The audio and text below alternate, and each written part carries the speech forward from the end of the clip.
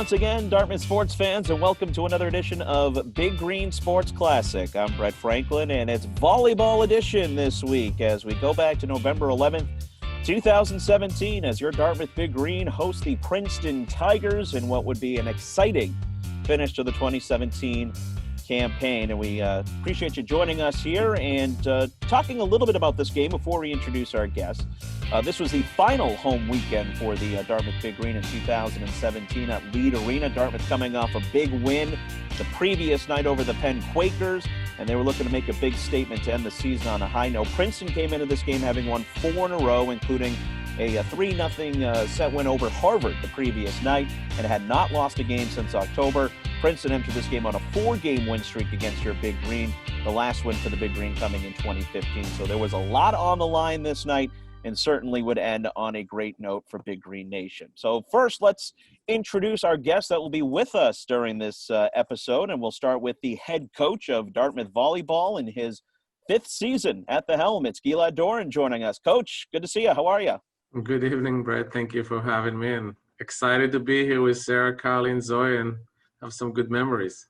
Looking forward to a trip down memory lane for sure. And also joining us is a 2-time captain. It was a junior captain in this 2017 season. She is now an assistant coach with Dartmouth Volleyball, class of 2018. Zoe Leonard joining us. Zoe, how are you? I'm good. How are you? Doing well. Appreciate you joining us. Another guest joining us, she was a sophomore in 2017 from Florida, class of 2019. Carly Tower joining us. Carly, how are you? Hi, thanks for having me. Very excited to relive one of my favorite matches. And looking forward to having you along for the journey as well. And finally joining us, class of 2017, she was a senior captain for this squad from the state of Washington. Sarah Lindquist joining us here on Big Green Sports Classic. How are you, Sarah? Never been better, Brett. So happy to be here. Looking forward to having all of you joining us here, and looking forward to joining you on this broadcast here as we now go to 2017, Princeton and Dartmouth at Lead Arena in the final contest of the season. And let's start, Coach, with you. A little bit about this 2017 season. What are some of the things that come to mind when you think about the 2017 squad? And you know, a lot coming into this final home weekend when you think back to that 2017 season, including a big win over Penn the night before. Yeah, I mean, it was a relatively young team. All these girls most of them are senior this year, who are unfortunately missing their senior year due to the pandemic. But, you know, it was a little bit up and down. We had a new setter in Tori there. Sarah was the lone senior that was on that year. Kylie was a sophomore, and you know, we had to learn to play together on a fly. Zoe was coming from her, injury the year before. So kind of as we getting in shape, the good things was that we got better and better. And obviously beating Princeton, who was eventually the Ivy champions, and this was a tie match for them, was showing that we have the talent, we have the ability, and if time would tell, we would have probably played better. But unfortunately, the season was short for us with how we build ourselves. But it was a great start for, you're saying I'm in a 5th year, but only, again, 5th year is going to be probably a non-coaching year, unfortunately, but on the court, because we're doing a lot of stuff. But it was a mix of great personality, great talent, and amazing young group of ladies that came together in the right time. Zoe, what comes to mind when you think of that 2017 campaign? Yeah, it was an interesting season. I think Abby went down during preseason, one of our starting middles, and had a new setter coming in running the system. I was just coming off of hip surgery, really wasn't too sure if I was going to be playing this season. So I just kind of remember it being a gritty season, and each game just trying to fight through it as a team. And it was so awesome having, Sarah and Morgan Dressel there as kind of our senior leaders. And it just felt like a good team cohesion, despite all of the setbacks and injuries we had. I just remember this season, and particularly this weekend, just being such a fun, exciting weekend and way to cap it off. The night before, beating Penn, sweeping them, I think, for the first time in like a decade. And then coming into this match against the Ivy champs, it was just a lot of fun. Just, to be able to be on the court and play hard.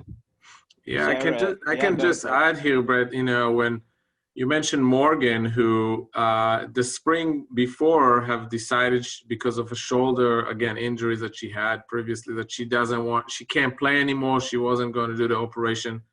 But Abby went down and we had only Carly and Tola. We needed a third middle. So we asked her to just suit up and, with very little practice, she couldn't swing the ball. And she had some incredible matches. That we used her, and she could only tip. The opponent didn't know it. And, I remember we were playing, I think, Brown one time. She came in and hit like amazingly 650 by strictly just tipping over the block to the middle. The next practice she hit a ball on the 10-foot line. I was like, Morgan, what are you doing? You're going to not be able to lift your shoulder after. She's like, yeah, I know. She regretted it the next day, but I said, just stick to what you can. But she was an amazing soldier that year. But that's what tells you how much adversity, and we had to overcome injuries and new players and, old and young. And that's what makes it so exciting when you see things working together in matches like that. Sarah, as Zoe mentioned, you were one of the veterans on this squad, and talk to us about that role and how that kind of developed in that 2017 season for you personally.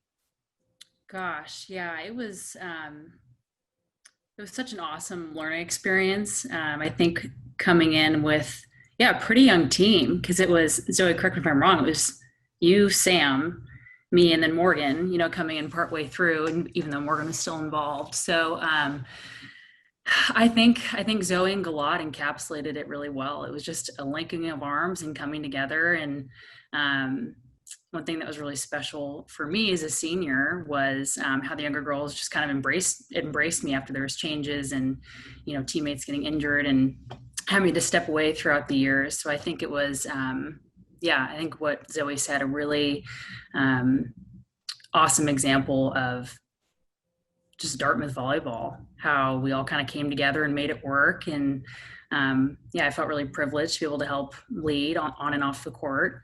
And this weekend in this game, this is my senior night.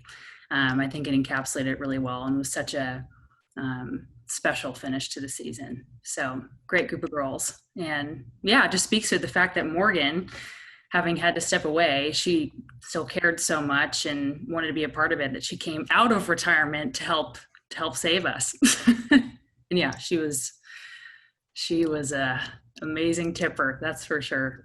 So Carly, as a sophomore on that squad, you played a lot as a sophomore, and can you walk us through developing your role on the team early in that season, and and how you finished that 2017 campaign and what you remember from that weekend with the Princeton weekend?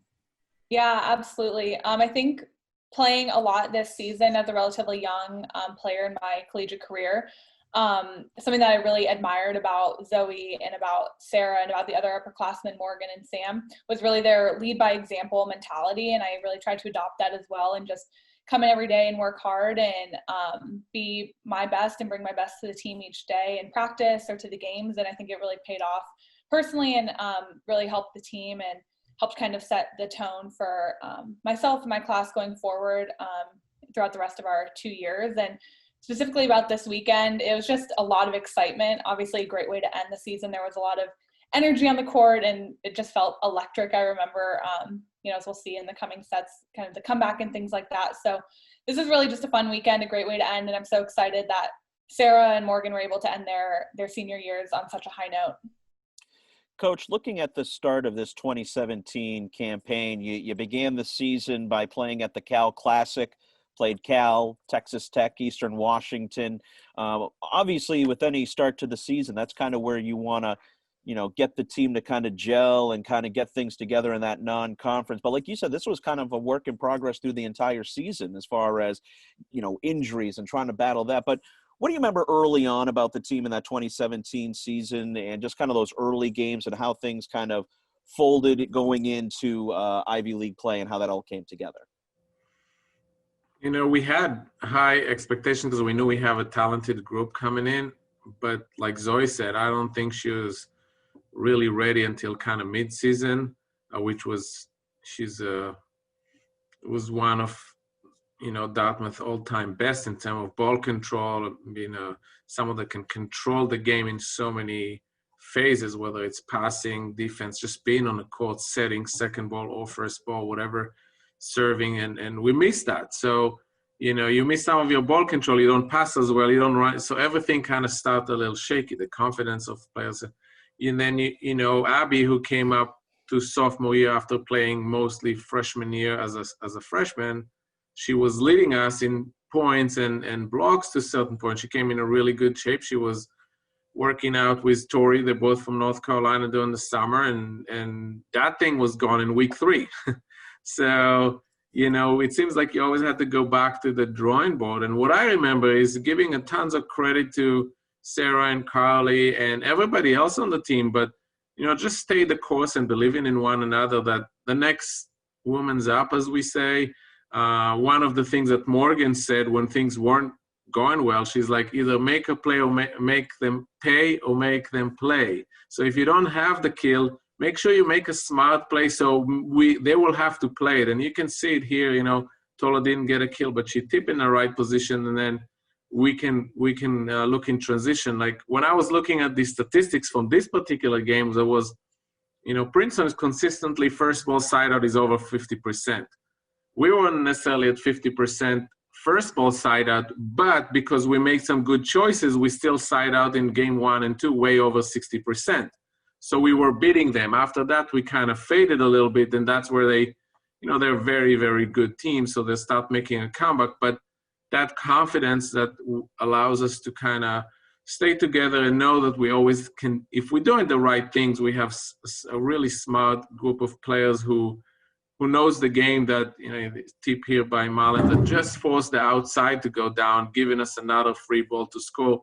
And, and then Sam gets that. So that was the motto, is like, we won't be the biggest one or maybe the tallest one but we could compete with anyone. And we learn on the fly because, we had to adjust to so many different lineups along the way, and got to give a lot of credit to the players for believing in us and believing in themselves and making it work. Sarah, as a senior going into that 2017 season, what were just some of the general thoughts and themes that you were thinking of going into that season? Yeah, I think just going for it. Like Claude said, I think, in my 4 years at Dartmouth, just as Claude said, we weren't necessarily the tallest, necessarily, the most, balanced necessarily all around, but we just were scrappy and we make it work, and that was fun. And it was fun to have the challenge and to not necessarily be sitting in a high, comfortable position at the top of the league. It was competition. That's what's fun about the Ivy League, is anyone can win on any given night. And so I think going to the senior season, my focus was to just play the best that I could. My sophomore year, I was actually out with a back injury. And so my junior and senior year, I really just honed in on wanting to just fully enjoy and be present with my teammates and to just go play hard and play some good volleyball. So that was kind of the goal going into the year. Zoe, as another captain on that squad, what was the mentality, kind of the energy that you felt from that group early on, and how that kind of developed as the season went along? Yeah, I think having, we talked about a young team per se, after going through a coaching change and a big transition the season before, which always going through a coaching change, there are some growing pains that go with that. And so coming into this season, having a full year working with the coaching staff, getting to kind of figure out what their system is and, buying into the program and buying into the coaches, this season felt like we had a much more solid foundation to go off of, despite, maybe losing Abby or having a transfer setter coming in and all those different moving pieces. It just kind of felt like, we had a better foundation to build on. We weren't expecting to go from last to first this season necessarily, but getting better. And I think we really did. This final weekend was a big kind of turning point, I guess it felt like, that we had kind of had some things finally click. It was really awesome having seniors that were so gracious in the way that they played. And I think a big part of it is because, they both kind of almost had career-ending injuries and really fought hard to come back to it. And then, having a sophomore class, the 20s, Carly and her teammates were just full of, I don't know, I think like spunk when I think of them, like, just so energetic and like ready to come out and bang balls. And it just, having them come in and just, be super excited to get some really meaningful playing time. And then a freshman class that, between Tola and Malin, a bunch of them played a lot. And so it was really exciting because it kind of felt like the turning part of where you could see like where the future of the program was going. Even though I was an upperclassman, it made me excited to see like, we're putting together the building blocks to build a championship team. Carly, as an underclassman on that roster, how, from your perspective, how did you view going into that season, and especially your role going into that 2017 campaign? And was there a certain moment when you started to see that change in the team as we've been talking about, kind of like flipping that switch and going into that last weekend and obviously having a great one? Yeah, definitely. As I mentioned, the first year, my freshman year was Gilad's first year as well. And so there was a lot that as freshmen we were adjusting to. And then as a team, we were just kind of getting used to a new system and having new coaches in place and things like that. And so there's obviously a learning curve that Zoe mentioned. And this year, I feel like we really came together and pulled together. And my class, the 20s, we really saw an opportunity having so few upperclassmen that we were really excited to bring what we had, whether it was on the court or off the court, energy and drive and motivation. And so we were really excited. And then as the season progressed and we were getting better, every day in the gym and each weekend, it really came together here. And it was exciting to know that we still had 2 more years to build off of this moment. And I think we continued to do that through the rest of our career as 20. So really exciting to have this kind of be a catalyst going forward. Coach, we mentioned this was year 2 for you, and Carly and Zoe kind of talked about that transition and trying to everybody get on the same page. And, did you see that transition, happen quickly as far as getting players to buy into the program? It seemed like in 2017, this is where it really started to kind of feel like you had your imprint on this program and it was starting to go the flow that you kind of were hoping for. Did you kind of get that sense in 2017? Yeah, I think every year we're getting closer and closer. It takes a process and it takes time. Like I said, it's all, sometimes you need luck. And I think for us, we're learning, I look at Sarah, for example, and Carly and Zoe, they're here, but it can be any other player. When I came here, I remember my first meeting in the locker room when Sarah was there in the corner and she came and talked to me after, and we went to practice and said, "You're going to practice?" She's like, "No, I'm injured." And I was like, "Oh, okay. What's going on?" She's like, "I've been out for 10 months, So just to, in that summer when I moved here and she was stopping by with, Morgan and, just having like a coffee time in the office, talking about everything but volleyball, I think.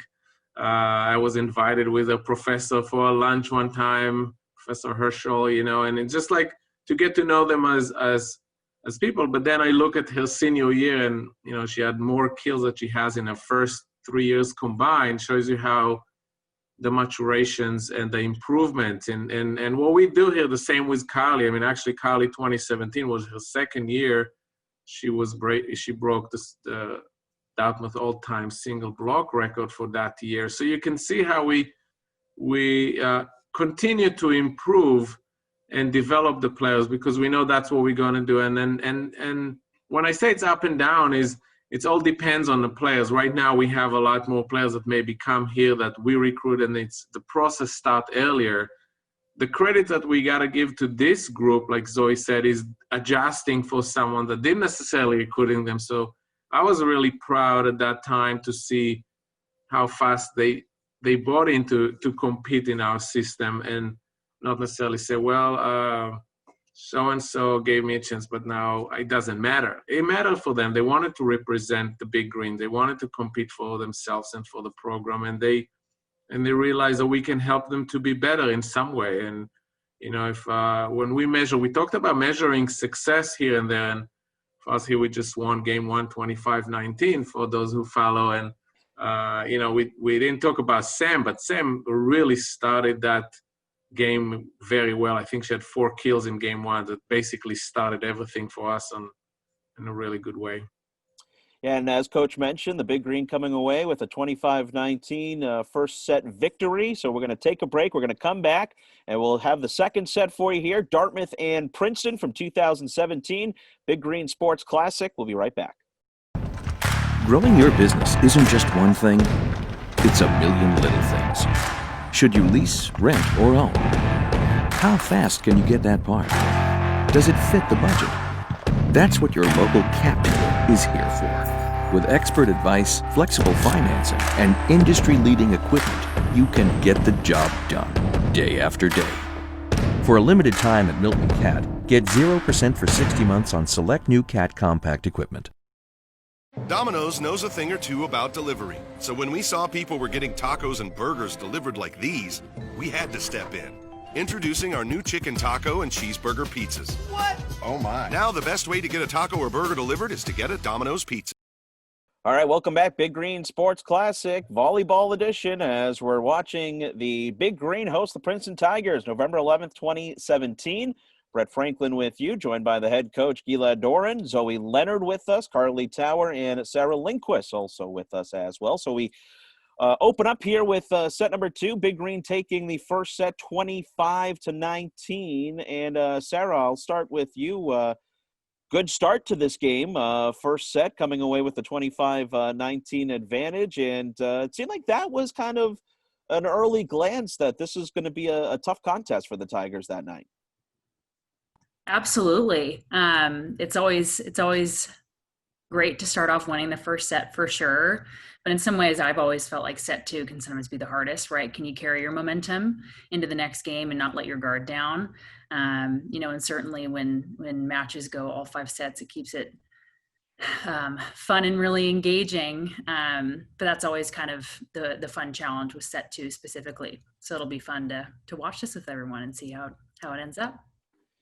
Coach, do you kind of, and I know we're going back here 3 years, but do you kind of remember what the message was in the huddle there after that first set, and just kind of what was being said to the team going into set 2? No, just keep doing what you're doing. We know Princeton's going to respond. They, like I said, they came up from the night before when they basically clinched the Ivy title, at least a tie. They were very, very good. Like I mentioned, 4 of the players were 4 years all Ivy. They won 3 or 4 years with that group. So you knew they have a lot more in them, and they're not going to just, come down and say, okay, we lost one, let's just go home. It's a long ride. We started really well in game 1. We got 4 or 5 blocks, and then Ransom, like I said, Sam started really well. Again, Sam didn't start the season with us. She had a little, injury early, and then it's really opened up for us when you're your right side, when you have a 5-1 setter can attack, it's opened it up for the middles. And then Sarah and Marlon had a really big days because they were more so one-on-one. But I think what happened here in game 2, Princeton made a substitution. They brought Scove in 3.5 games, she got 15 kills. So you knew that she was a game difference maker. But once you win game 1, the girls kind of have a little more confidence. So, it is the last game of the year. There's not much coaching to do other than, like Sarah said, hey, go for it. Keep doing what you're doing, and we'll make small adjustment as the game go. But at this point, again, we were rolling, but you could sense that Princeton start picking things up, and it won't be, as easy as game 1 was. Carly, the night before this contest, we mentioned a big win over Penn, first time, and especially sweeping them in straight sets, that you guys came away with that victory. I mean, that had to be such a big momentum boost going into this game against Princeton. Can you talk about that feeling from Friday night going into this one? Definitely. Like Sarah mentioned, volleyball is such a game of momentum, and it's great to have over the course of the weekend, one, huge win the first night and then bring that to the next night. And I think we're all excited. We wanted this so badly for the team and for our seniors and to end on such a high note. So to carry that through the whole weekend and have the momentum from Friday night to Saturday night was huge. And I think definitely served us well. Obviously we started out great in set one and continued that through. So definitely helped to have a good win on Friday night. Zoe, that Friday night contest, big momentum spurred into this one for Princeton. Yeah, there's a few games that I can remember, especially my sophomore and junior year, that were like games where after we won, the locker room felt like we had just beaten Nebraska. Something like you would have thought we just won the national championship. And I think like beating Penn the night before, I believe it was the first time that Sarah's class had ever beaten Penn home or away in their 4 years. I think it'd been the first win in a decade. I don't even know about a straight sweep, and it was 2006 was the last time Dartmouth beat Penn. Yeah, period. I was trying to remember. I just remember, we didn't, it was our last weekend, so we were kind of just coming out and just leave it all out there, and to sweep them, I just remember that feeling like so awesome. And then going into, we knew that Princeton swept Harvard that night, and so it was like, okay, like they just clinched the Ivy League, like they're not playing around. But we really I remember feeling like on top of the world. We never had anything to lose, and so coming into this game just juiced up and ready to have a showing, especially for Sarah and a nice send off. So yeah. Coach, you mentioned, I think you hit on it earlier about confidence, and clearly that Penn game really built that confidence into this one. And I got to imagine for a college athlete, and everyone can kind of chime in on it, but to have that confidence and to have that ability, knowing that you can do it, and you did do it the night before, I got to imagine that's a big thing for a college athlete. The mental part of it, and having that confidence, and to being able to do that, I got to imagine that's a big thing for you as a coach. That's hard to teach. Yeah, it's very hard to teach, especially like Zoe mentioned. If you have I remember in my previous schools, when I was in San Francisco, we went to play at Santa Clara after the team lost to them 34 times in a row. That's 17 years.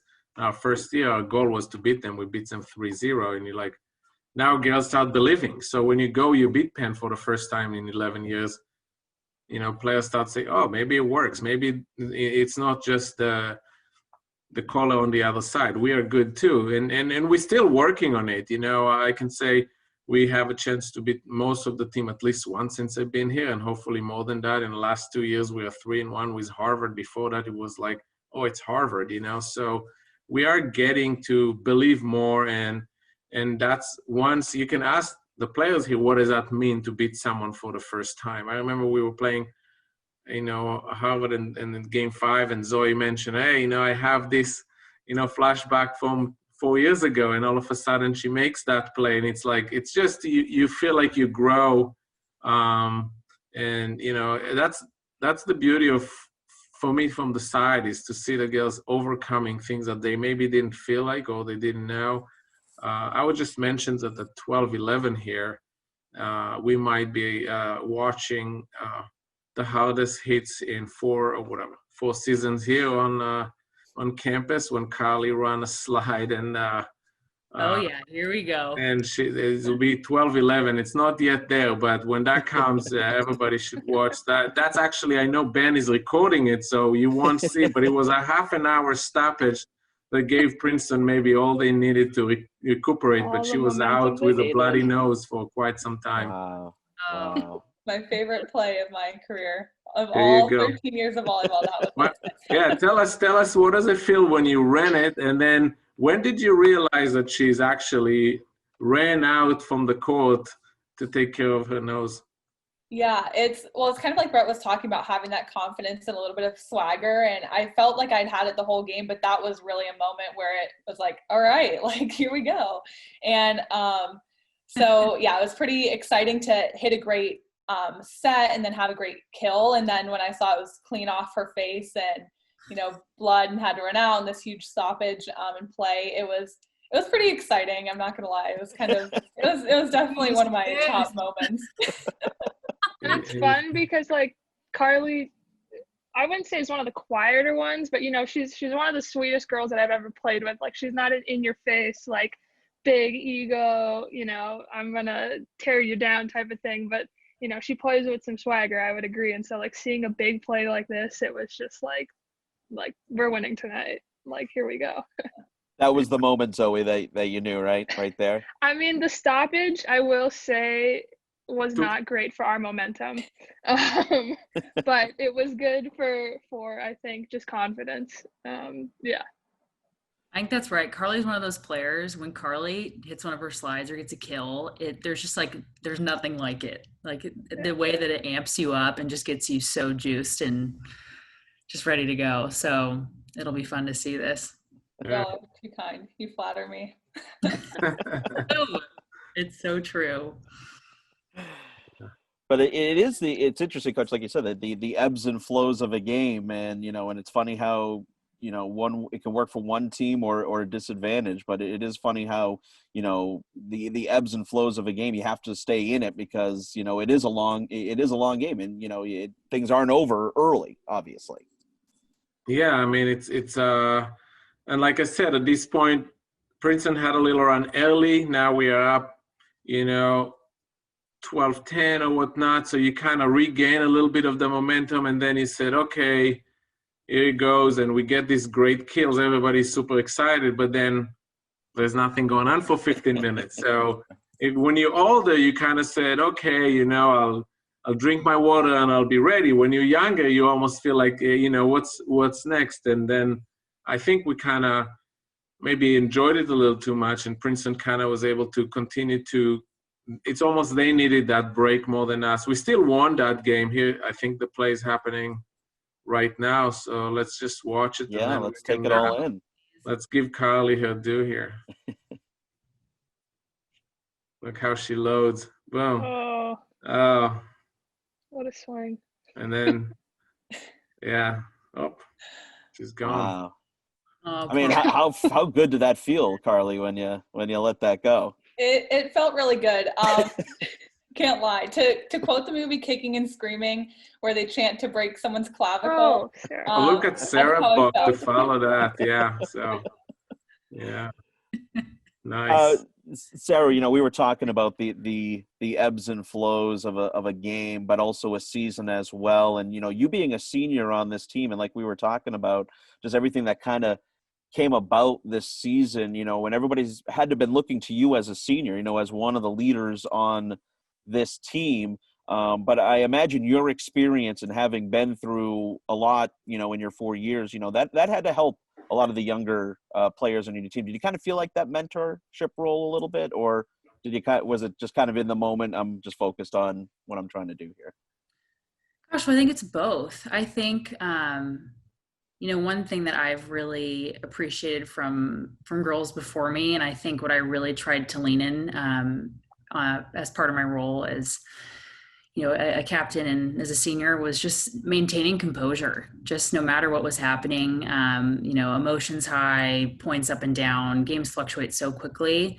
And I think my goal was to always just be a sense of stability and bring constancy to the court, no matter how I was playing, no matter how we were playing, and to just encourage and motivate to keep going. And so I think it's both focusing on, executing yourself as a player on the court and working well with your teammates, but also, I think the best way to motivate is just to rally your teammates together and to just stay as one, and to not isolate based off of what happens. Zoe, how did you approach your captainship going into that year and the leadership role that was expected? Yeah, having such a small percentage of the team be upperclassmen, I think a big part of it was also just trust in the whole team. We knew we weren't going to win games unless we had everyone on board. I wasn't 100% at the start of season. Sam wasn't 100%. Sarah was finally back into the full swing of things, and Morgan wasn't really playing. And so to have like one upperclassman fully ready to play at the start of the season, we knew that we needed everyone on board and everyone playing as hard as they could. So I think, that as a captain or whatever it may be, as just a team leader, having trust and helping to build the confidence of others I think that's a transition just coming into college. And I know I had it when I was a freshman, starting as a freshman, being able to compete for a spot as an underclassman, and just letting them know that you guys can hang, you guys are good, and you're the reason why we're winning games, and just trying to boost the confidence of others, because we wouldn't have won any games if we didn't have the whole team on board. And a lot of that work, I think, happened outside of the gym. Our locker room cohesion and morale, this year was probably the best locker room vibe that I remember, and just openness, or fun memories, different things like that. This was the first year that I felt wow, this is a solid group of girls, and we all really enjoy each other outside of volleyball too. And so I think that was big to help maintain that team culture. Carly, can you speak to the leadership that Sarah and Zoe brought to that team from the underclassmen perspective? Yeah, absolutely. They're both, Sarah and Zoe, and then also Morgan and Sam, are just the most encouraging, supportive people I could think of to know. And I'm so blessed to have met them and to have them in my corner truly for the rest of my life as a part of the DVB family. And so knowing that they really trusted the underclassmen and had our backs and were there for us on and off the court, and created such a culture of togetherness and unity and closeness, not just as players and teammates, but as friends. It was huge for the team chemistry and the vibe, and really grew throughout the season. And I'm so grateful for their leadership in that capacity. Coach, can you speak to the leadership of Sarah and Zoe that brought to 2017? Yes, of course. I mean, I think they're both very, very different. So as a coach, you approach them very, very different. With Zoe, like I said, she played at a very high level. I always talk to her, but trust the process, trust your teammate, because her instinct was, I'm going to go to the end line and I'm going to serve everybody off the court. And then, she put so much pressure on herself to be perfect that sometimes it's hard to perform that way. So I was like, hey, you're good enough just being good. You don't have to be great. Let the game come to you. But it's really, really hard, because she wanted to do everything right more times. And like I said, she was coming off a year when she had injury. She didn't know if she can play. So trusting your body and trusting your ability, and then wants to do more for your teammate. I mean, Zoe comes from a really family culture. She wants to care for everyone. And just say, hey, let's take care of you and you will help us that way. That was always my approach with Zoe. With Sarah, again, coming off a year of not sure if she will play, was, hey, what do you want me to do? I was like, be the best version of yourself. Just go out there, have fun. Because if you play with Sarah, she always have a smile on her face. So if I have to choose who do I play with, I always want to play with someone that is having fun and have smile on their face. I don't want to be with someone that doesn't have fun on the court. So Sarah was able to give this to her teammate, no matter how she feel, no matter how her day was, she always had this positiveness. It was the same with Carly. Carly was someone that we could rely on, that consistent, giving us that effort, and never taking anything personal, but just doing whatever the team needs her best. She played middle, she played right side. We had to go to Harvard a year ago when she never played right side, and we have to put her there because we needed her, and she comes up and changed the game by just doing what she can. So when you, again, this was the circumstances of things, and, Carly will never say, no, I can't do it. Or she's like, you want me to do this? I will do this. You need me to do this? I will do that. And that's really what makes them so special and allows them to be those great leaders, but in a very, very different way and in their own personal way, because, coaching for so many years, you have to use your personalities and what they bring to get the most out of them. And like I said, I mean, for me, getting to know them as an individual and know what they are as people, just by stopping by the office and having conversation about anything allows me to know how to help them to be more successful. And but that's the three different personality, three different leadership, and they're all good in their own way, and they're all bringing something that we need in that particular time. Sarah, just to kind of go back to when you coming off that injury and then coming back to play, I mean, it's funny how things shake out, and you're set on one way, and then you decide to come back and play, and obviously it worked out. But I mean that had to be a trying time for you, and then obviously to everything kind of culminating on this weekend and winning in Princeton. I mean that had to be a good feeling for you. Oh, absolutely. Yeah, being injured is as we know this to be true for everyone who's experienced it. It's not fun. It's not fun, especially when you really just enjoy being on the court with your teammates and competing. It stinks. But I think it actually was a really good lesson for me in terms of servant leadership, being able to be a participant and a leader in a different way. So I actually am grateful for that year in a lot of ways, because I think it helped equip me for my senior year and how to be the best version of myself on and off the court, playing or not playing. And so I think having that experience, and then going into junior year with Gilad joining and getting to know him on a personal level and as a coach, I think it really set me up and set us all up for a great year this year. And one thing I will say is, to be a great leader, it really comes from how you are also led and how you're brought up. And that's one thing that I have always been so appreciative of about Gilad, because he, like he said, he really made a deep effort to get to know each and every girl on the team. Myself, Sarah, I don't want to stop you here, but we were down 22-21, and Sam got a really big kill, and we have Maddie over there who came in to serve. And, we always said, well, her serve is not that great, but she knows how to just serve it in. And then she came up with a huge dig on a slide from that Princeton player of the year at the time. And then, we were able to score 3 straight points here, and possibly, even though the game was pretty tight. So again, you get sometimes contribution in an unexpected places. And again, Maddie was someone that just always, not always played, but when she was on the court, she somehow make everybody believe more. So, this is call out. Go ahead, Sarah. I didn't want to finish, but it kind of was a sequence that was really important for us to possibly go 2-0 here pretty quick. So let's see. And they missed the serve. Here we go. Here we go.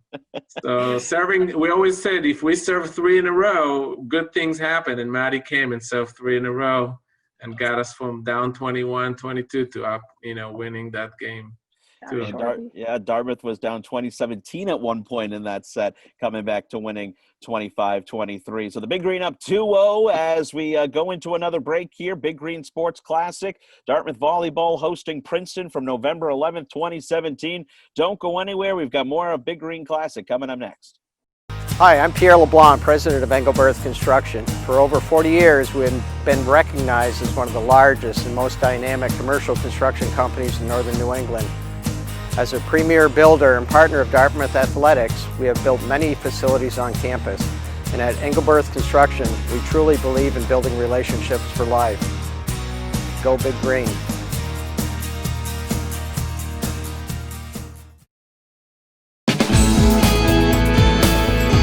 Make your debit card green. Big Green.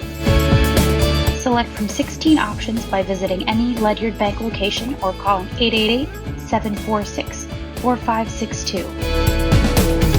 Ledyard's online and mobile banking includes free personal mobile check deposit, so you can show all your Dartmouth pride on your home turf.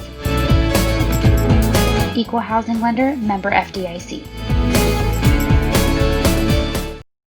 All right, welcome back. Big Green Sports Classic Volleyball Edition. It is Dartmouth Big Green hosting Princeton from November 11th, 2017. As we welcome you back, Brett Franklin with you, joined by the head coach of Dartmouth Volleyball, Gilad Doran.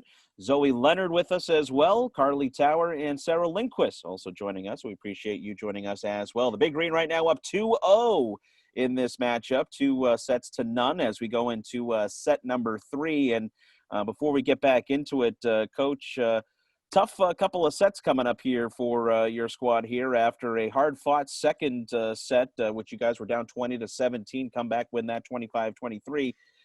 Third, fourth set seemed to be a little troublesome for you guys against the Tigers this night. Yes, actually, we were up 2-0 here. 2-0 and 1, but I thought we were on a roll here, especially somehow squeezing that game too. And, if I go back from my memory, Marlon and Sarah were really hitting really well that game. Sam was starting to fade a little bit, but Tori decided to change the game plan and go in a different direction for a couple of points. And then instead of just especially when Jesse Harris was in the front row, the smallest blocker for Princeton, we haven't gone there for a while, which I think kind of, got them to even be more confident and eventually kind of get the momentum. So, but like I said, they are such a good team, and they weren't going to die, and they were playing at full steam right now. And we were up 2-0, feeling pretty good about ourselves. And again, when a young team is up that maybe unexpectedly, we took a little mental break, which cost us quite a bit to play a little longer. But, we got a sweet ending, which makes it a whole lot better at the end. But, at this point, Princeton even though we are ahead, we had a couple of I don't know if we didn't trust. I say we didn't trust what we were doing enough to continue to execute at that level. The passes start breaking down a little bit, and that's like Sarah said, momentum goes up and down, and you can be up, you can be down, but every game is a different challenge, and it goes pretty fast here. So we can just watch what they do and what we do, and again, I don't know if we were too aggressive and we tried too hard all of a sudden, but I think in game 3, if I look back in time, we were hitting from 300, we went to 0.71, and game 4 0.26, and they were hitting at 440. So that's basically explained it. Zoe, this was the second meeting, obviously, between these two teams. The first meeting back on October 6th of 2017, Tigers coming away with a 3-1 victory in that. But that was a game in which you guys came out, won the opening set 26-24. How much can you take from a previous match and apply it to, say a game like this? Is it sort of, we're putting that in the back burner and we're on to this game? How much do you take from that previous game and apply it to this game? Yeah, I think on a couple different levels as a team, obviously the coaches go back and look at what worked, what didn't work. We have film that we can watch that's relevant on specific players. Princeton particularly had an opposite that just killed us. And she was the best player in the conference. But, on an individual level, I remember at Princeton, had a pretty good first set, but I remember just getting blown up on the line. Like she was getting so many kills on me down the line, and I took offense to that because I'm like, I know I can dig this, and it was a very sharp reminder that next game we need to fix this and make some adjustments. And I think as a team, losing but still taking a set off of the number 1 team in the conference, we kind of knew we can do this, we can hang with them, we can beat them. Now let's make some small changes. And I also remember on a personal note from the Princeton game, I actually contracted MRSA that weekend. I ended up in the hospital the day after the Princeton game at Princeton. And so even that, that didn't take me out for too long. Yeah, I ended up, the bus ride home after that Princeton game, the Princeton bus ride sucks in general. It's just the longest one. But I remember I couldn't bend my knee. So I was laid out, leg was up, and ended up going to the ER the next day and spent the night there. And so I kind of had a little bit on my personal end, just wanting a little revenge because I was upset that bus ride home was a bummer. So, yeah. Yeah, Sarah, I was just about to mention before Zoe mentioned it that the Penn-Princeton trip, not the greatest of road trips that Dartmouth athletes have to take, but what do you remember taking from that weekend and heading into this weekend, knowing that the Tigers were coming to your place? Oh yeah, you just got to go out and play. It gives you that fun motivation to you got nothing to lose, right? It's all out on the table. Yeah, last weekend of the season, you're facing them for your last game. This is my last game ever. So I think that's where you kind of, not to use a Princeton mascot. This is terrible timing, but the eye of the tiger coming in and just go for it, just dial in, and yeah, there's nothing to lose. So I think it's hugely motivating. And I think that our team has always really thrived well about having a chip on our shoulder, about not wanting to prove people wrong and wanting to take some names. So Carly, from that first meeting with Princeton to this game that we're talking about now, what were the differences that you saw from your perspective that were done differently this go around as compared to that first matchup in October? Yeah, well, I honestly don't remember too many of the specifics, but I would say generally speaking, having, like Zoe said, the film, the scouting report that we had last time, and knowing a little bit more what to expect and what worked on our end, what didn't, what we need to clean up is always super helpful. And the coaches do a great job of preparing us for that. And we all watch film throughout the week and get prepared in terms of our position and what worked for us individually and things like that. So having the opportunity to play Princeton again and put some of those things that we've been working for several weeks into practice is really a great opportunity. And I think a lot of things worked and clicked this time. And so it's always great to see the work you've put in really pay off. So, Coach, can you kind of speak more to the preparation, playing a team a second time around, and especially in this case when you saw Princeton the second time, and just how that translates from a first meeting to a second meeting, and just from your perspective as a head coach and trying to prepare your team for that? Yeah, I mean, I think the girls kind of believed it, and like I said, we went for I remember that we had chances in game 2 to win it and go up 2-0 there. So we definitely knew when we do something right, we can compete with this particular team. Like Zoe mentioned, they have a really good right side, but if you play it right, she's less effective, or they can't go to her as much. What we gave up, is right now Ibe, the middle, gets tons of sets. So we figured if we do certain things and they can't use the middle, we had an advantage that particular year with Tori as a front row setter that was probably the best right side blocker in the league. In this particular game, she has 8 blocks. I think over there she had about 6. So we weren't as fearful if they attack us on the outside as much if they attack us on the right side or in the middle. And it varies from year to year. So I think the team knew that if we do something right, we can compete. And obviously, offensively, they knew what they can do to score.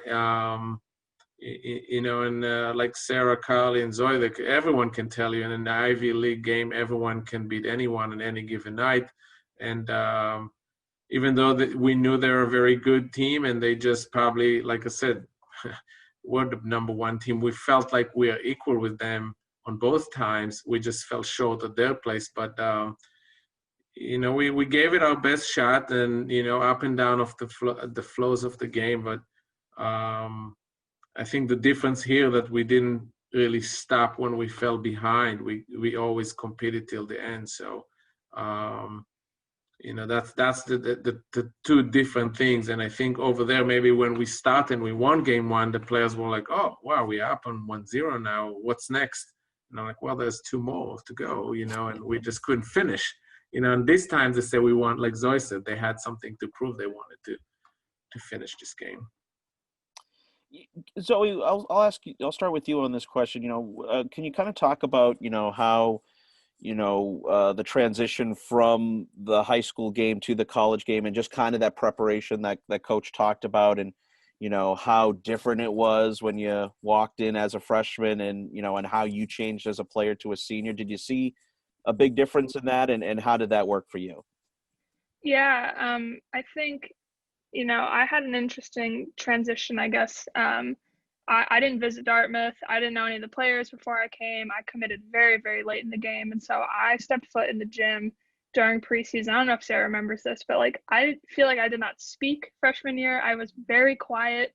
I was just trying to figure out my bearing on things. And I just feel like I was very quiet, just trying to figure it out, and ended up starting our first game freshman year. And so kind of getting settled into that. And, I think the biggest thing is learning, I'm a volleyball nerd, and I really liked the transition going into college and how much of the preparation side outside of the physical part, the watching film and the game plans and, learning how to work in a system and buying into a program, I think was the biggest change and shift going into college. And, over my 4 years, I think on an individual level, settling into, what's the best thing for me, what gets me going, playing on a good day, and how can I be an effective teammate. And I think college definitely helps to foster that growth, just because of the different challenges you go through. And having such a short season, I think we have one of the shorter seasons of Dartmouth sports. We come in firing, we got 14 days of preseason, and then we're off and done before Thanksgiving. And so I think, that high energy, a lot of learning in a short period of time, and then having 9 months off to try and regroup and figure out what's happening for next year is a big change. I remember that we hit the banner and it fell. That's funny. Sorry. And then they just put it on the ground. Sarah, what did you think personally was the biggest, I don't know, shock, but kind of just like, whoa, this is my welcome to Division I volleyball moment? Was there a moment like that for you? And, talk about your transition from, being a freshman and how you finished your career as a senior, maybe mentality wise, playing wise, however you looked at it.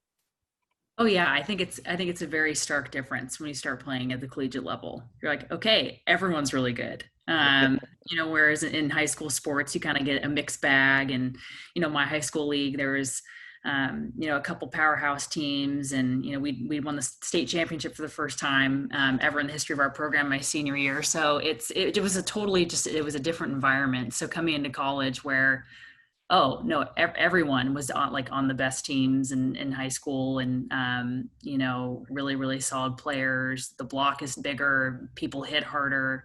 So I think it was definitely a transition freshman year, and then you just grow into it. And and the thing that's great that comes out of it too is you develop more, right? Playing against better competitors and playing against teammates who are, incredibly talented. That just helps refine your own skills. So I think, throughout the 4 years, it's one of the things that contributes to your growth the most, playing against good competition. Carly, what did you find as far as the biggest difference making that leap from the high school level to Division I and playing in the Ivy League?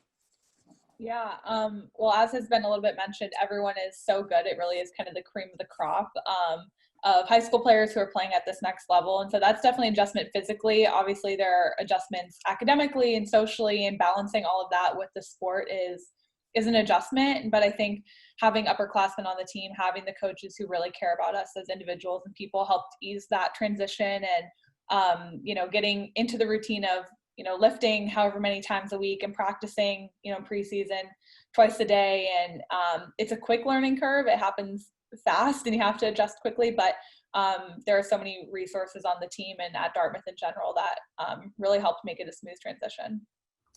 Coach, from your perspective, what do you think is the biggest, the biggest thing that players coming from the high school level to the college level maybe don't necessarily expect right away, but they get it right away? What from your perspective, what do you see from that? I don't know if they expect it. They get it right away. They get blocked. In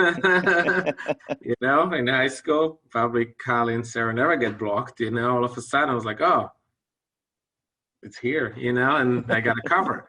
And then the rallies are longer because you dig better, and, your teams study each other. In high school and in club, you just go and play, and you play so much every day. You don't really have time to study your opponent, maybe in states, maybe once, but here, all of a sudden, the girls know everybody on Princeton team. They already, and Sarah Zoe now, they're playing for 3 straight years or 4 straight years. You kind of know, oh, this is the senior on the other team. She does this. So especially in the Ivy, 14 matches, you know who is the key players on each team. You remember and you can prepare, but yeah, it's more physical. It's way more physical. It's way faster. So players can cheat on defense now. If you're not in low and loaded position, like Zoe said, she wasn't ready in the first round match. She also was probably her 2nd or 3rd week back compared to at the end of the year when she has some legs behind her and she can trust digging it, and Sarah and Carly both were very, very good, physical players on the nets that could block. But again, the speed of the sets and adjusting when to swing and when to put it, that takes time if you have to close or you have to how to position yourself. But yeah, I think the first time they get blocks, they probably like, oh, that's college now. Or you hit the hardest hit and it's not over. You got to go back to base because the other team dug it and now they're going to attack. And especially when you play team like Princeton, like you said, maybe we had 4 freshmen at some point in that, we're talking Carly was second year. Zoe and Sarah was the upperclassmen on the court for the most part. So it's like maybe they thought it's over, and all of a sudden Princeton is rolling back and 25-16, 25-16, and now what? So that's kind of summarizing these games, basically what's high school and college bring, the differences. Right, and I'm sure again it's kind of until you see it in person, it's certainly a shock to that. As we're coming up here to 24-16 here in set number 3, as we will gear up for set 4 here coming up. But obviously Princeton here coming back a little bit stronger after the losing the first 2 sets in this matchup here. And Princeton gets the points there, and they win set number 3. Sarah. That was a bad set. That was brutal. Yeah, here we go. All right. Well, hey, don't go anywhere. Don't get too upset, Big Green fans. We got an exciting finish coming up as we'll continue here. Big Green Sports Classic. Don't go anywhere. Back after this.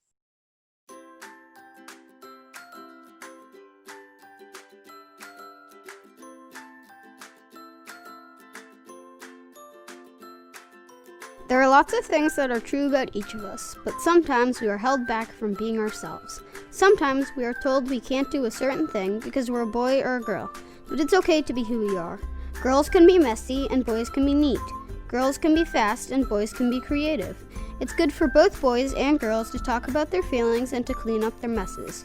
It's okay for all of us to be scared, brave, loud, quiet, gentle, and smart, and it's always good to ask for help when we need it. We get to decide who we want to be and how we want to spend our time. All that matters is we are genuine and no one is getting hurt. I'll support you in being yourself, and I hope that you'll support me.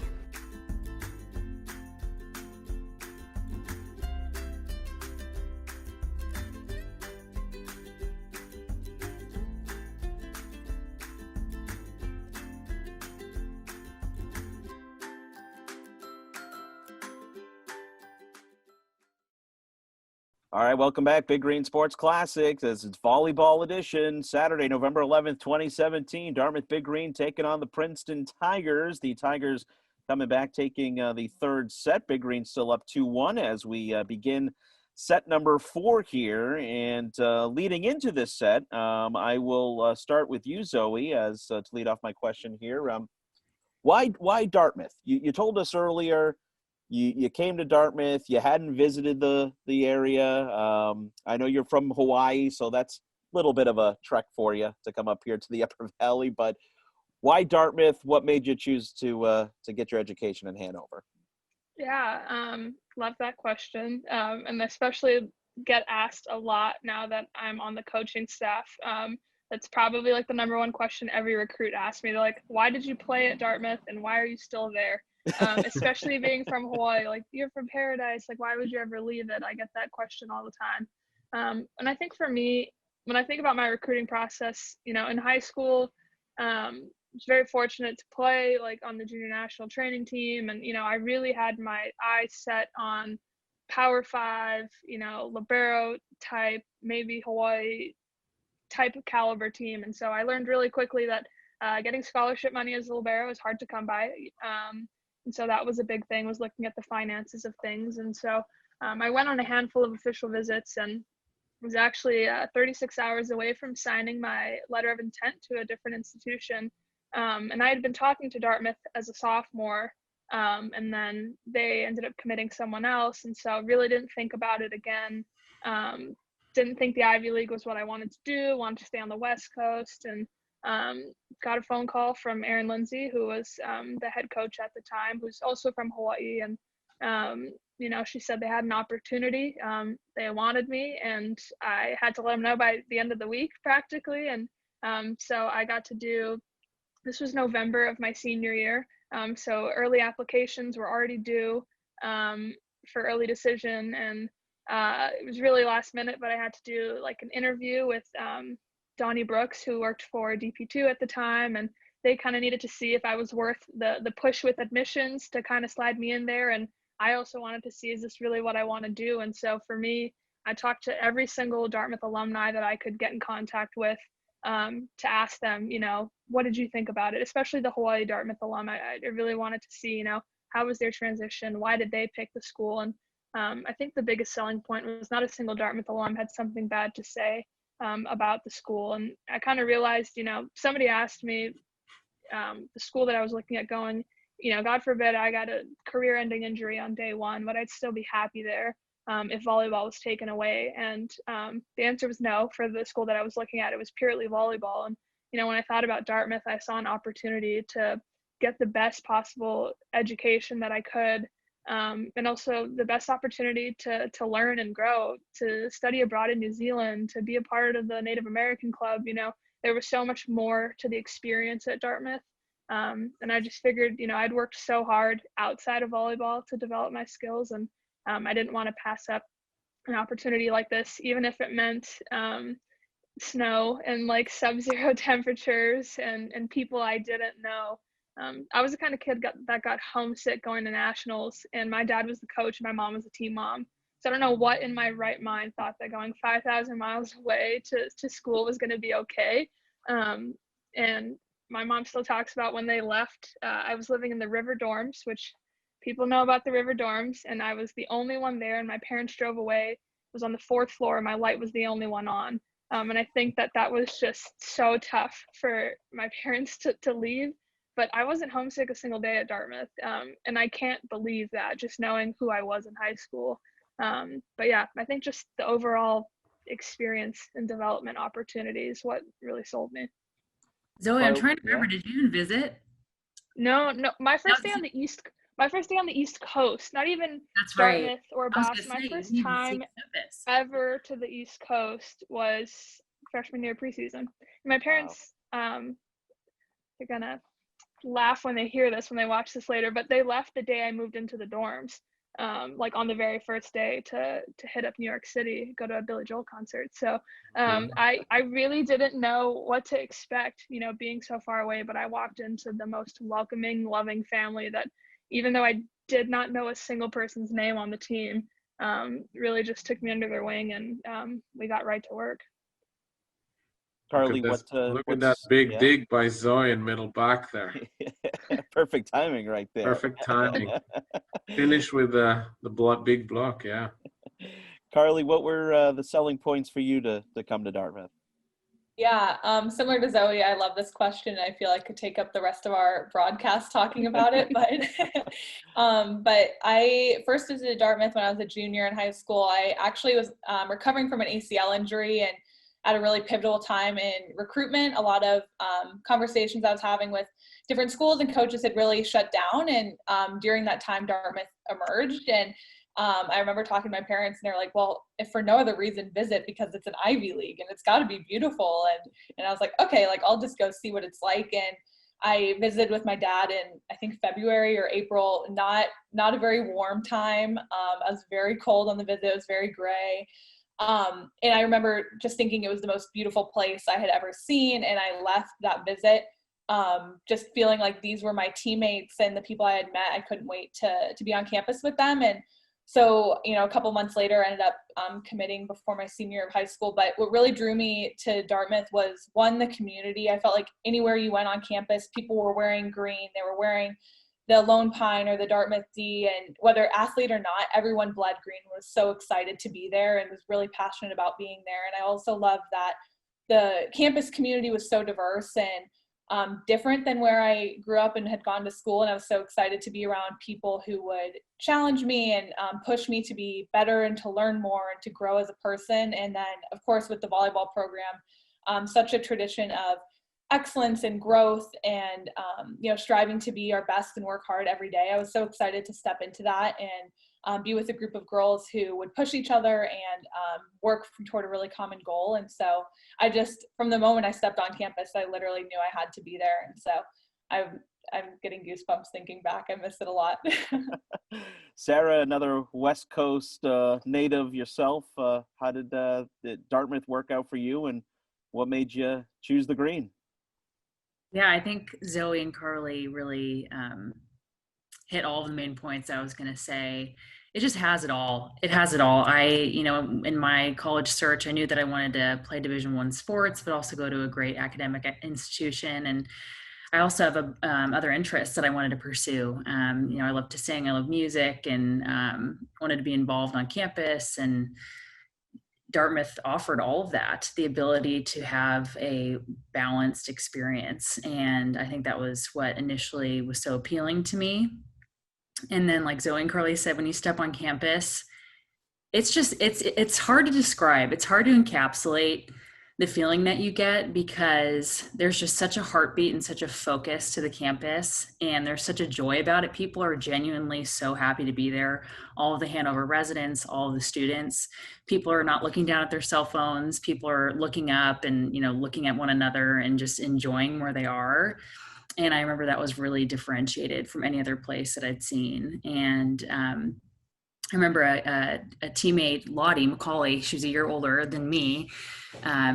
She'd gone, and I just heard incredible things from her. She just loved it from the get-go. And so it was a pretty easy decision. And gosh, I could go back and relive my experience over and over. Not to sound like Uncle Rico from Napoleon Dynamite here, but I totally have my Uncle Rico moments, as I call them, where I just think back and get such nostalgia and just gratitude and joy for the experience with such amazing, diverse and just well-rounded people who've just, made me a better person, a better teammate, better volleyball player, a better learner. So it was really, truly, truly incredible experience. Coach, I'm going to ask you the same question. What made you choose Dartmouth when you accepted the role as head coach, now going into your 5th season? Yes, I visited here actually. I think Zoe was on the interview, and all the girls are sitting there. And really the opportunity to when Harry invited me to look at campus here, is to build something special here with this group of ladies. They never won an Ivy championship, so that's really appealing to be not just in this amazing school with amazing tradition, but also bring this sport into the Upper Valley that never been known for volleyball. But as we growing and getting better, we get more fans, and the students' body grow in our support, and it's more exciting. So the appeal part for me was I felt more at home with my family and my personal values being here than in a lot of other schools that I work, in terms of it is about academics. It is about the growth of the young ladies from young adults to professional women and successful women and leaders of the world. So being part of that meant a lot to me, because as a coach, X and O's, it's one thing, but just teaching through life experiences and grow together, just like you have these 3 great alums here, but so many more. Like we have this alumni virtual social couple of weeks ago. For the second time, we started during the pandemic, and 48 past alums joined. You hear them talk about the family feel and the connection, and to have the pride that we have and continue to grow that pride here. It's unbelievable. Never been in a situation when players from the 90s and, that fought to make varsity volleyball at Dartmouth works, and now you have the younger generation follow through and making it to where we want it to be. It was really appealing to help build something special.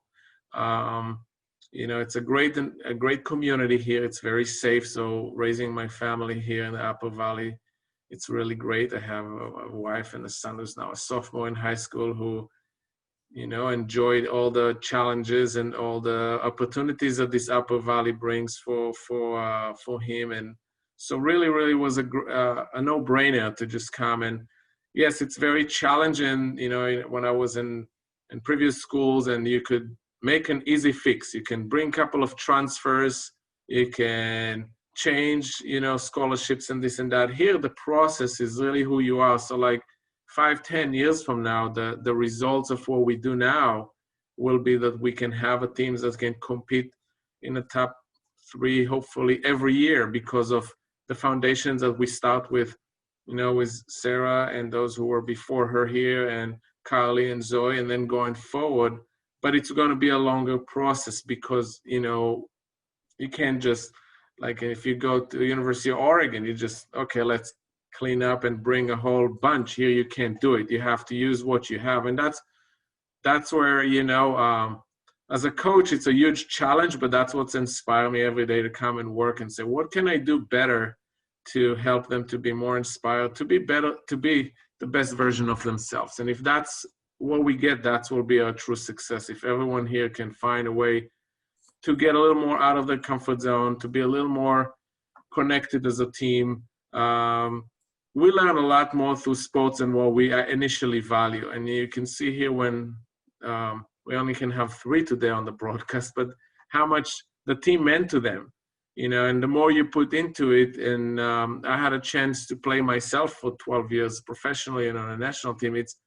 Those are your best friends forever, because you do something you cannot do anywhere else when you fight for something, for a common goal. So we try to make, now when we talk about the Dartmouth volleyball values, which is pride and accountability and grit, those are the things that will stay with them forever, that they learn here together, and they can go back in reunions and talk about those moments, about this Princeton game or about the Harvard game or whatnot, or just a bloody nose. You will remember that. I always said, you're not going to remember how many kills you have when you're done. You will remember moments. And those moments are really, really precious. And the opportunity to be here in amazing school, the brightest professors, but also really welcoming, really a family feel here. That's what makes me feel really comfortable in a place where I can see myself building. Yeah, Sarah, can you speak to the alumni and just that connection that Coach just talked about? And I'm sure you're still very much in connection with a lot of your teammates, and I'm sure you guys still reminisce about the good old days. But just what about that alumni connection maybe separates volleyball from the other programs here at Dartmouth? Oh, wow. Well, I mean, first of all, the Dartmouth Alumni Network is just unparalleled. Right.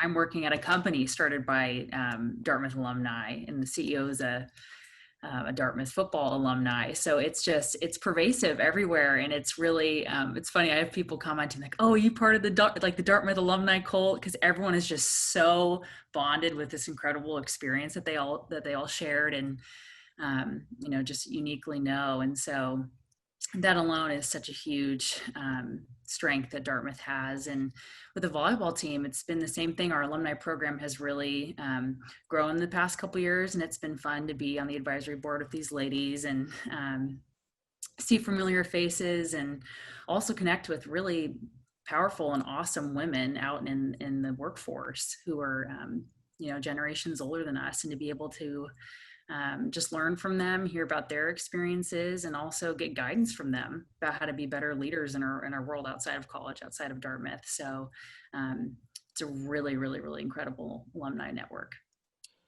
Carly, you're a relatively new alumni for Dartmouth, but what has that been like for you in post volleyball, and how you've been able to stay connected to the program and with teammates? Yeah, it has been incredible, whether it's, like Gilad mentioned, the alumni calls or Zoom happy hours that we have had. Those have been amazing, just to connect with women who've been in our shoes, whether it was, 1 year ago, 5 years ago, 10, 20 years ago, and to just see how quickly they reconnect with one another, and to know that in, 20 years, that'll be me with my teammates. It's really inspiring and just beautiful to be a part of. And it's really been great, even, coming out and graduating in a very odd time. A lot of the alums have been wonderful in reaching out and how can I support and how can I help, and whether it's sending job opportunities or just being a resource, it's been really encouraging and really inspiring. And I'm grateful to be in now, I guess, as a young alumni position, maybe in a couple years in that position for someone else, to support them. And I'm really grateful for the family and the sisters that I'll forever have through DVB. And it's unparalleled, like Sarah said. So I'm grateful. Zoe, obviously for you, being an alum, also coming back and supporting the program, you're now an assistant with the program, recently brought on. And, what does that mean to you, not only to be on the coaching staff now, but you've gone through this program, and that's got to mean a lot to you to come back and to be able to coach the program that you were once a part of. Yeah, I have a lot of gratitude for my experience at Dartmouth, and I think a big part of why I want to be invested and engaged. I don't know what it is about Dartmouth alumni in general, if just being in the woods, or what it is about the experience that brings the general alumni population together. But when I look at my time with Dartmouth volleyball, it had a lot of ups, had a lot of downs, but at the end of the day, really felt like I could grow as a person. And so I'm just so grateful for that opportunity, and want to be a part of paying it forward for the next generation of girls. And so I knew I kind of wanted to stick around volleyball after graduating, and had an opportunity to be the academic advisor for DP2 last year. And then when Gilad came to me about the opportunity to coach with the team, it was an easy answer. I had some friends who were like, would you really want to coach like for the coach that you played for? Or do you want to be a coach to a team where I played with half of the girls that are still on the team? And why would you ever want to do that? And at the end of the day, I felt like I have something to offer them, and to give them and help them get the best out of their experience. And so it's just been so awesome. And I think it's easy having the support structure and network that we do have. So, with Ashley Dean and Michelle Fortier, who really helped kind of build up our volleyball friends and family group, it's definitely been helpful in wanting to stay engaged. And I imagine, Zoe, for someone who's played for this program, who has gone through the Ivy League gamut, I mean, this has got to be, something advantage for you as a coach, saying, hey, I've been through this. I've been in your shoes. And that's got to be something that, you can use to your advantage as far as relating to today's player. Not a lot of folks, get that opportunity or have that experience like you do. Yeah, it's definitely, I think, two advantages. One, for recruiting. It's a huge advantage being able to answer questions specifically about, the Ivy League, academics, the play schedule. Like, I've done it, I've been there, I know all about it. But even with our current players, if they're tired after a certain day, or, complaining about something at FOCO and the food, like, I've been there. Like, I know exactly what they're talking about. I know where to point them, what resources, the ins and outs. And I think that's just huge for their development, that it might, be easier for them. They're supported to have someone right in their back pocket that they can text or call to ask a question about much more than just, volleyball skills, anything they need. So, yeah. All right. Well, the fourth set coming to a close there. Princeton taking it 25-16. We go to the fifth and deciding set. Don't go anywhere. It's going to be an exciting finish. Stick around. More of Big Green Sports Classic when we come back. As a trusted choice firm, the Richards Group has been committed to local communities for decades. We take the time to get to know our clients, their needs, and budget. We're independent, so we work for you, not an insurance company. We use our expertise to find our clients the best home, auto, and business coverage at the most competitive price. Our team provides consulting services for employee benefits, retirement plans, human resources, and leadership development. The Richards Group. Prepare for tomorrow by contacting us today.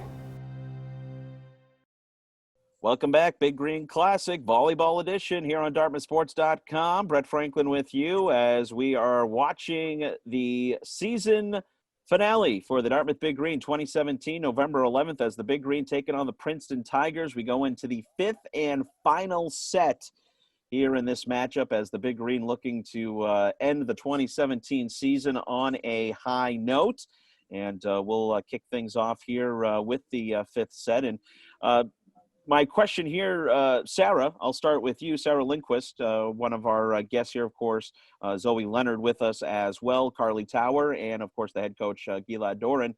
Sarah, this is your final game going into it. You're a senior during this season, and I imagine, just playing in a game itself of this magnitude against Princeton, you got a lot of emotions in general, but, not a lot of us get to know what it's like to be a senior playing at a high level, on a senior night. What was that like? What were the range of emotions you were thinking or having for that game?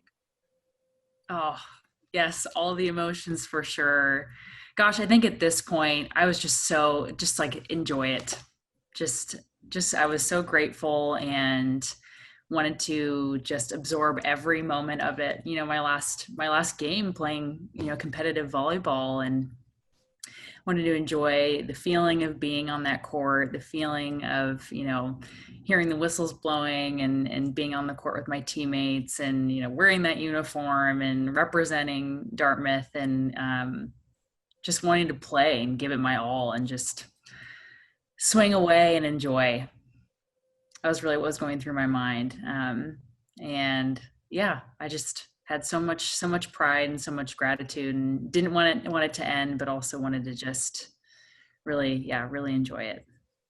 Zoe, I got to imagine, especially for you as a coach now, when we do get back to playing and we do get back to some sort of normalcy, I imagine for you, it's, you like to tell the players, enjoy this moment, because, when you're in this moment, you don't realize, all the good things that have come with playing. But, I imagine it's tough to appreciate the moment when you're in it, but seeing it now is a little bit different now that you're a coach as well. Yeah, I think for me personally, like heading into my senior season, I honestly, at the start of the season, wasn't sure if I was going to play volleyball again. I definitely, in my head with conversations I had with doctors, wasn't sure if I was going to be able to return. So I kind of had a little bit of a sneak peek of just that gratitude for, being in the moment and getting to play. And I think a lot of times we don't, you kind of said it, realize the greatness of it until it's over. And I'm really excited to get back to competing. I think that we'll be at such an advantage. I think, if anything, this pandemic has taught all of us to, be grateful, to live in the moment and take advantage of the opportunities that we have. And so I'm actually really excited just after a couple of days in the gym that people are just happy to be here, because at any given day, your season could be canceled now these days. And I don't think that's something that we necessarily experience, but I think it kind of results in a similar feeling of, let's show up and play and give it our all today. So, yeah. Carly, do you have, a different perspective now of, as we watch this game here and now that you've graduated and you're alum of Dartmouth, is there a different appreciation for the game that you've had for the time that you've had? Or how do you put it, what are some of the things you feel when you watch this game and see some of the teammates and the people from that 2017 season?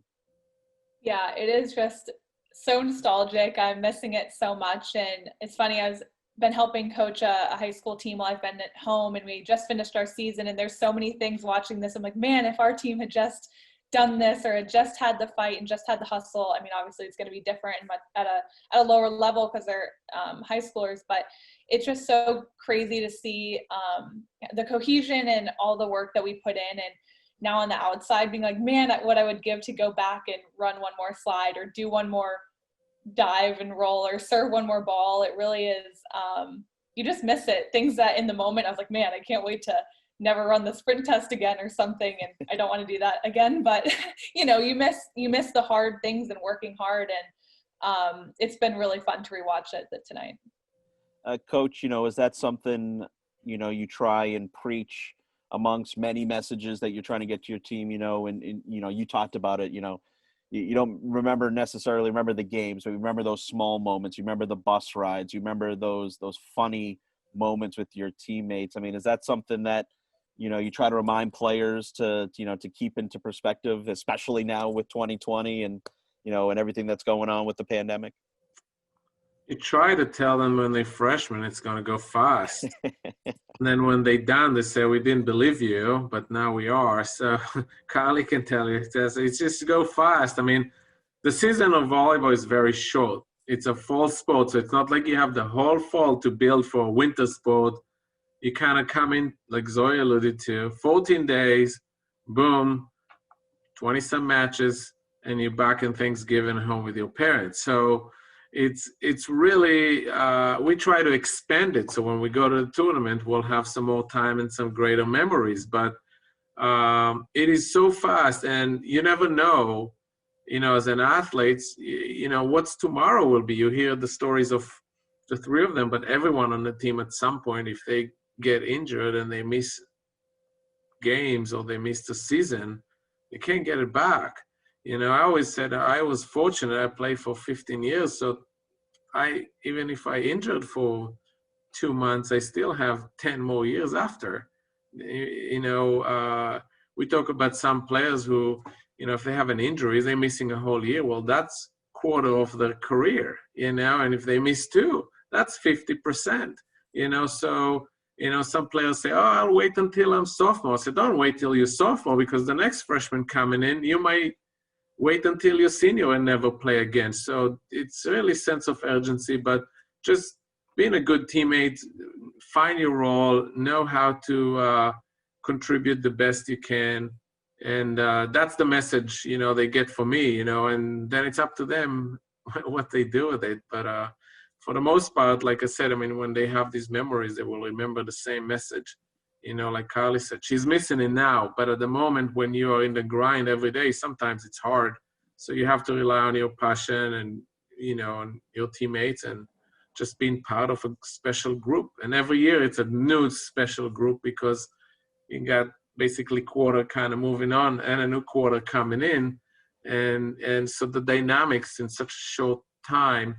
And Zoe alluded to, this pandemic has really, really challenged us all here to really go back to just be happy. Now we finally in phase 2 here, getting in a gym for 1 hour a day to pass for 20 minutes. Well, before passing was boring. Now it's like, hey, maybe tomorrow I won't get to do it for another 5 months. Who knows?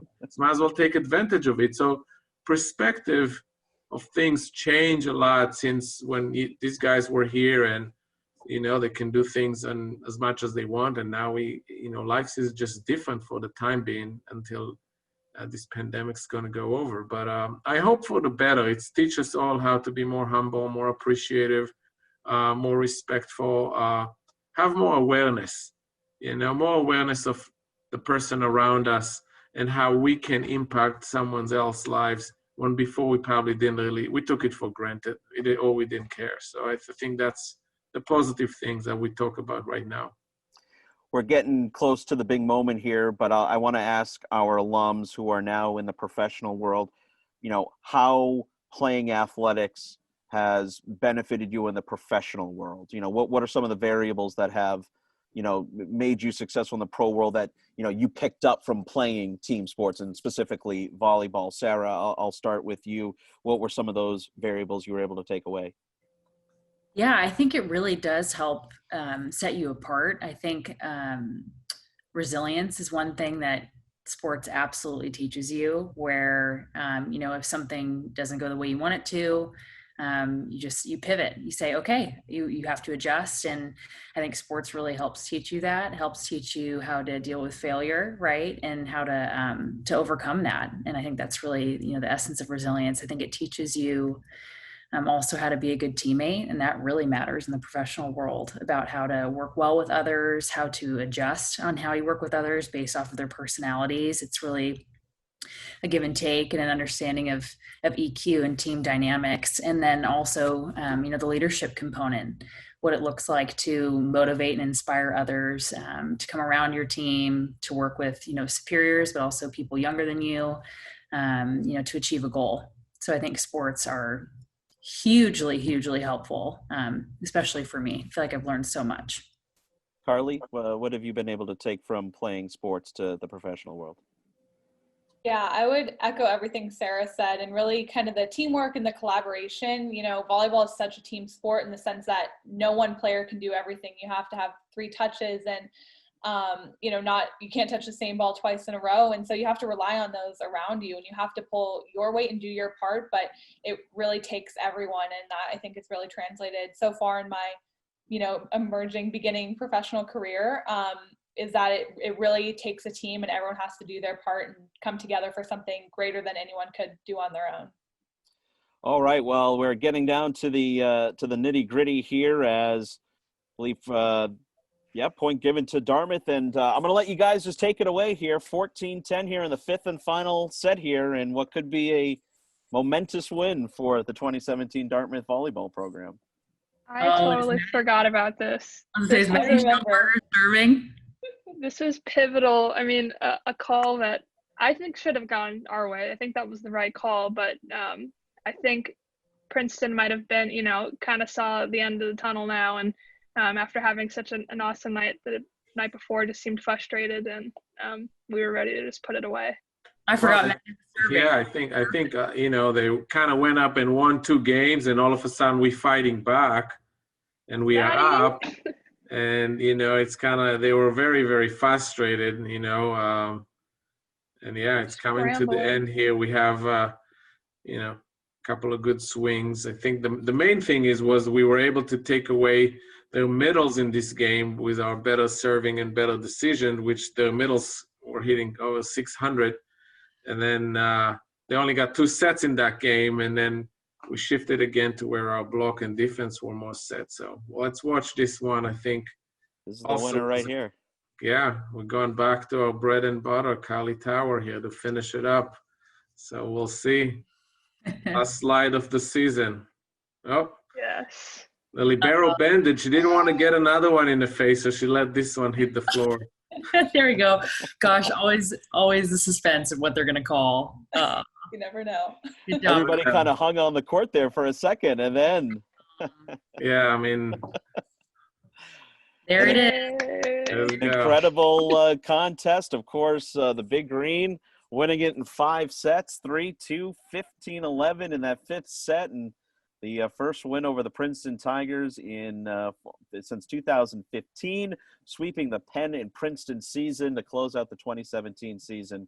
Certainly a great way to close out the year. And before we let everybody go, I did want to give everybody, one moment here to kind of give their last piece here as far as, again, what that season meant, what it means to you now, and, what it will mean to you moving forward. And Sarah, I'll start with you.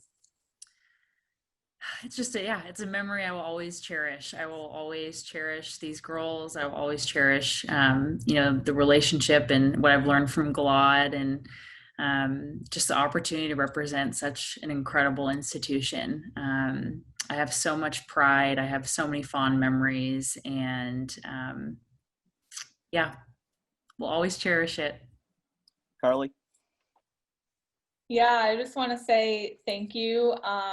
Obviously, Ben and Brett for putting this on and having us. Thank you to Gilad. Thank you to my teammates for an incredible 4 years, and all the memories that came along with that. It was unbelievable and unforgettable, and I would do it again in a heartbeat. And I'm just so grateful to have been able to relive a little bit of it tonight. So thanks. And Zoe Leonard, who is now, again, a new assistant to the program, and just what that 2017 season holds for you. Yeah, I think, just so grateful. And I think relationships are what stand out to me most from this season. I mean, if you look at who's on this call, Sarah, Carly, myself, 3 different class years, and Sarah and Carly are honestly 2 of the closest friends that I've made out of my Dartmouth volleyball and just Dartmouth experience in general. And I think that's just something that's so awesome, that cohesion, that collaboration. And I'm super grateful to have people by my side through the highest of highs, like a game like this, and the lows that we experienced, and just to be able to still have them to count on and lean on. As soon as I asked if they wanted to do this video, immediate yes, super excited. And so I think that's just so awesome to see, the bond that we build, and grateful to be a part of it. Coach, I know you said, this was year 2 for you, but more importantly, a building year for your program, and what you hope this will not only reverberate to this season, but 5-10 seasons down the line. Certainly, I imagine a year that you'll hold close to you, and will certainly have reverberate through the program for years to come. Yes, for sure. Obviously, beating Princeton was great. I mean, when you ask players what they will remember, that will be probably these guys one of the top 3 wins here, if not the best. especially when you beat the number one team when they get crowned, So, but for me, again, when I sit here and I see Sarah and Carly and Zoe, and as a coach, you can still have, Sarah called me a year ago for a commendation letter, and I feel honored that she think I can do that for her. These guys are way smarter than me, but, they feel like I know them in a way that I can vouch for them. And, I feel like if they did their work the way I wanted or being here 4 years from now, they deserve a tons of credit. It's not an easy to be a student athlete. It's not an easy to be a student athlete here at Dartmouth.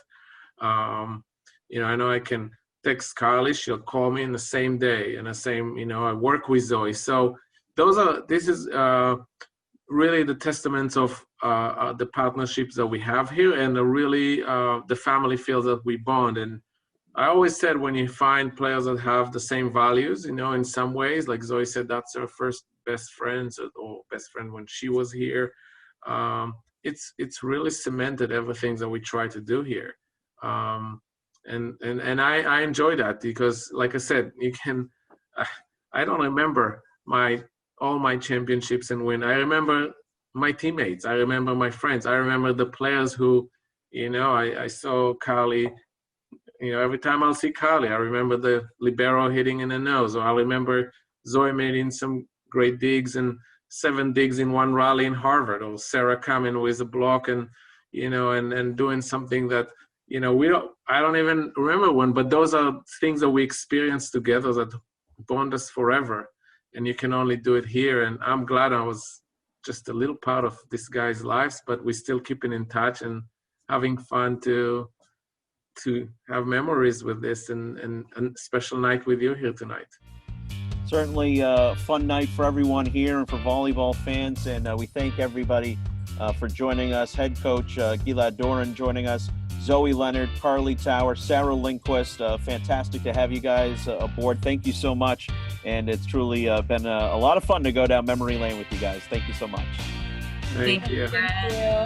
Well, thank you to you, Big Green Nation, for joining us here on Big Green Sports Classic. And we'll be doing this again next week. Again, you can get all your updated information at dartmouthsports.com. I'm Brett Franklin saying so long. Thanks for watching Big Green Sports Classic. We'll see you next time.